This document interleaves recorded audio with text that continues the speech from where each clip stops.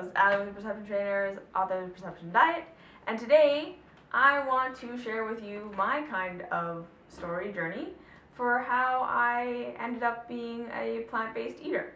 So, like I say, I fully believe that. I want to preface this video by saying that I am not making this video because I think that anybody out there should go vegan. I am not making this video to tell you what to do. I am not making this video to try and persuade you to do anything. I am purely making this video just to kind of shed some light on maybe some other aspects of veganism that I feel like are not generally talked about, and some other kind of motivations and reasons behind why someone might choose to go vegan and why I chose to go vegan. And then I kind of want to talk a little bit about why I don't talk about it so much. Like, it's not like my huge main thing that I talk about. Not because I don't think that it's important, because obviously I do. I live by it. But because, so anyways, I will talk about that. Okay. So first things first, how I kind of got into eating a plant-based diet. So when I was 14, I went on my first diet, and it was the high protein diet. So lots of meat, lots of eggs, lots of all that stuff. And before that, like kind of growing up in my childhood or whatever, I was definitely lactose intolerant. So I had always had issues with dairy, yet I ate it. I ate it a lot. But it did not feel good in my system. And then meat was, again, we were kind of a standard American, standard Canadian diet. We ate a lot of meat and or dairy and or eggs was a part of every single meal. And that was kind of how we grew up. And then, so I started experimenting with my diet essentially when I was 14, starting with the high protein diet.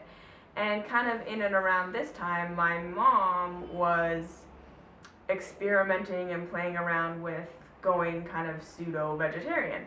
And I always really liked the idea of going vegetarian, and I was attracted to it from the very beginning. However, in and around this time, my mom discovered the blood type diet, and she assumed that because I was so much like my father physically, that I was probably an O blood type because he isn't O blood type.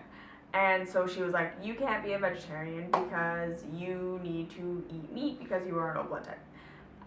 So around that time, I decided to stop eating dairy. I went, dairy free. And then in and around this time, my little sister decided she was going to go vegetarian. And again, I remember just being like so jealous. I just really wanted to go vegetarian, and everyone was like, no, you can't, you're an O blood type. So after this, I read, I don't think I've ever mentioned this before because this is kind of a little phase that I always forget, is that I then read the Total Health Makeover by Mary Lou Henner. And she kind of advocates for a pescatarian diet, sort of. She's all about whole foods, whole grains, lots of vegetables, and then she includes fish and lean meats like turkey, lean meats, in her program. But her program was very veggie-centric. And so again, in this time, I sort of kind of started leaning towards more of a produce-heavy diet, like really focusing on having lots of fruits and vegetables in every single one of my meals. But there was still the added animal food at least once or twice a day.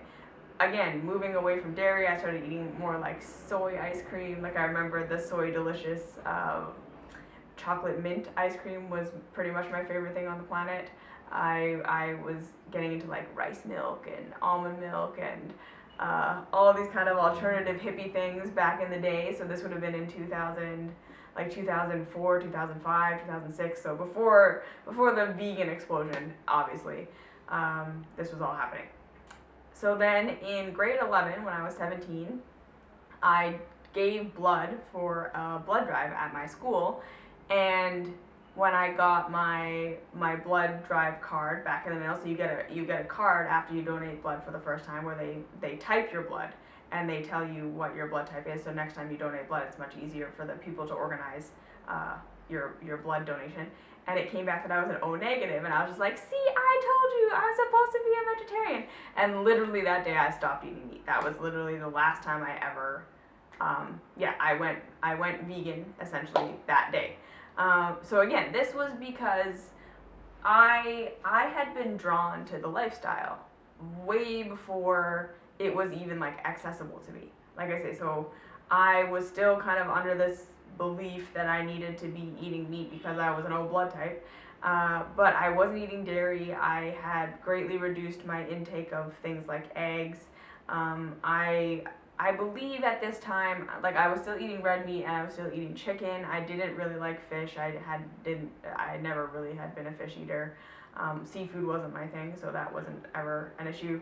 It was really just kind of like meatballs and meat sauce was like a huge part of my diet. And so like I say, I got my blood type in the mail, and it was like, that was it. No more meat. I never ate meat again. And never ate eggs again. I went vegan overnight. So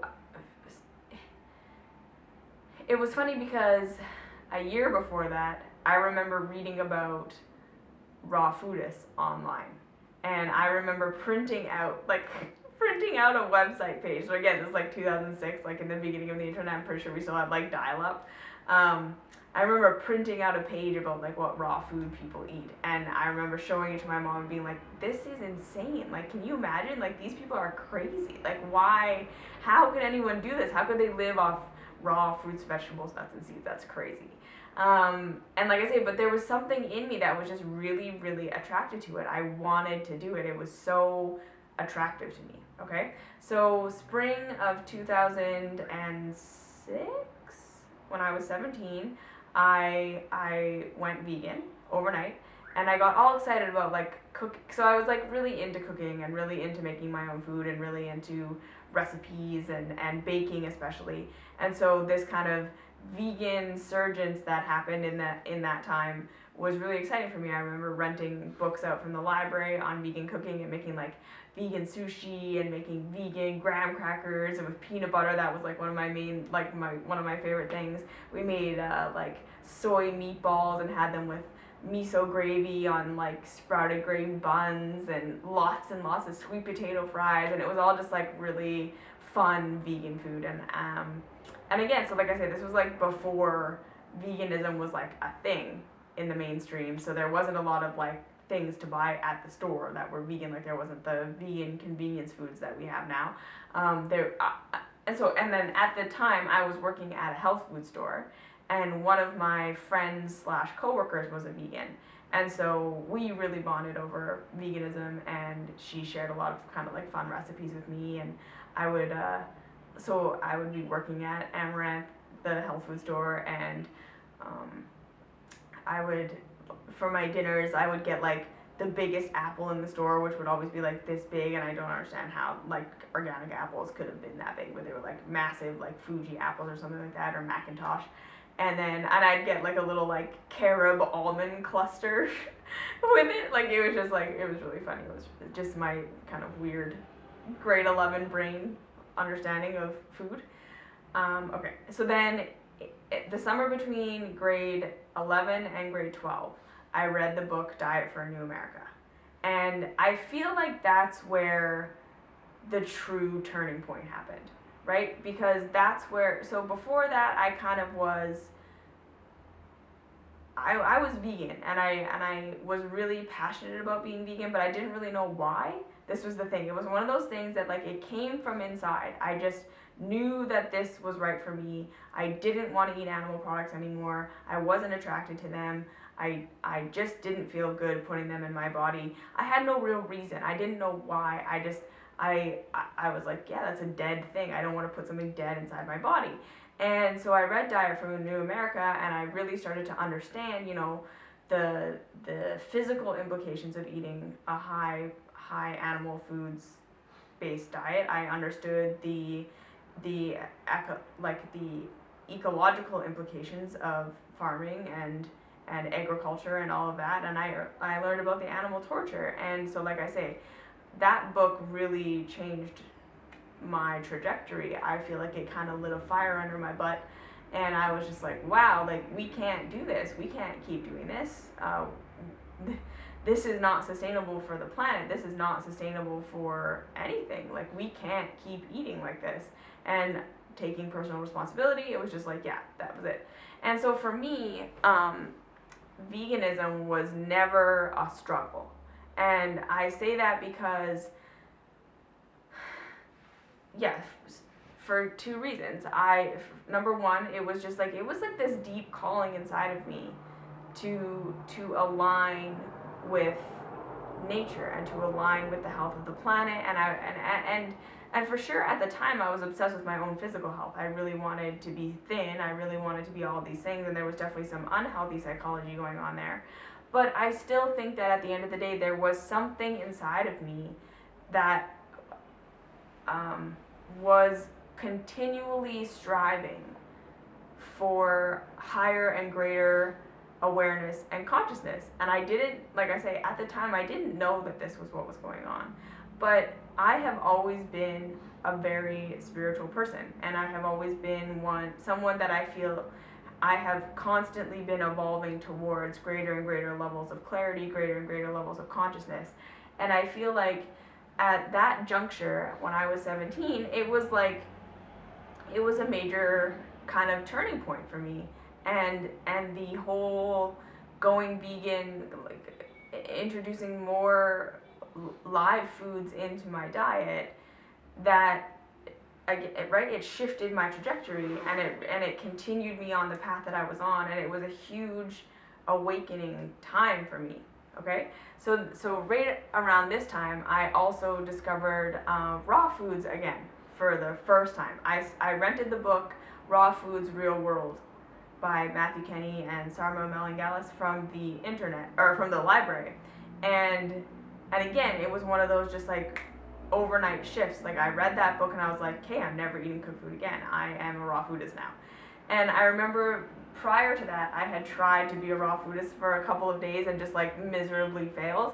I remember when I tried to have like a raw salad for lunch, and it was like, so I took it to school. So I made myself a salad before school and took it to school with me that day, and it was disgusting. It was like the grossest salad in the entire planet. It was like lettuce with avocado and flax seeds and tomato and cucumber and all this stuff, and so it just turned into like this like mushy glop by the time I got it, and I was like, oh, this is disgusting. I can't be a raw foodist. So then in the summer between grade 11 and grade 12, I was just like, wow, I'm never gonna eat cooked food again. And again, it was one of those just kind of like things that clicked for me. I didn't have to try. I didn't have to motivate myself to do this. It was just something that came from the inside, and I was just like, well, I have literally no desire to eat cooked foods ever again. And so it was funny because I did this when we were on our way to go to our family vacation in Panorama that we always took in BC every year. And so for that entire week that we were there, I had no real understanding of being a raw foodist, and I didn't have any of the supplies. I didn't have any of the knowledge. I didn't have any of the wisdom. So I pretty much ate like almond butter and bananas and frozen peas the entire week. But like I say, I was just like, well, I never want to eat cooked food again, so I don't really care. So then we got home from that vacation, and I bought myself my first dehydrator, and I went on a 6-month kind of raw food gourmet bender. And it was just, again, it was so fun. I was making like raw granolas, I was making raw crackers and cookies. I remember making raw nachos and like the raw cheese and the sour cream, and just like, oh man, so many things. I got so many cookbooks from the library, like Juliano's Raw was really inspiring for me, like making all these just like really decadent nut cookies and all this stuff, and it was just like fun, right? It was really fun. And then my story kind of continues on from there. So basically, the point that I'm trying to make here with this video is that for me, in my life and in my evolution and in my personal desire to be the highest version of myself that I can possibly be, I know that not contributing to the agriculture industry as it exists today is a part of that.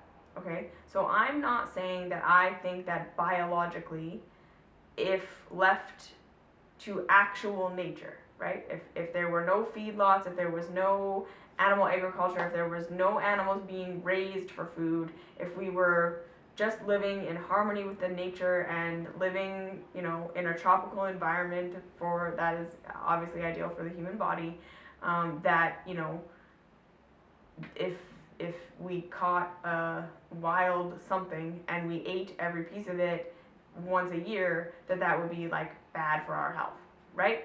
What I am saying is that in the current climate of our planet, right, as things exist right now, we can't work off hypotheticals, right? We cannot work off of what it was like hundreds and hundreds or thousands of years ago and to justify our food choices today, right?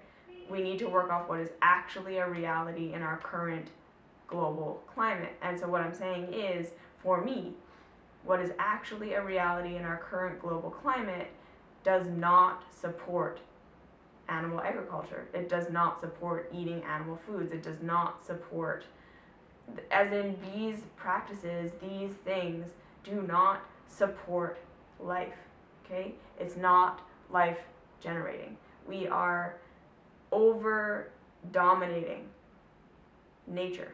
We are trying to dominate nature. We are trying to be dominant. And it is my understanding of how the world works that when an individual is living for themselves, when an individual is looking to dominate, it is like cutting your nose off to spite your face.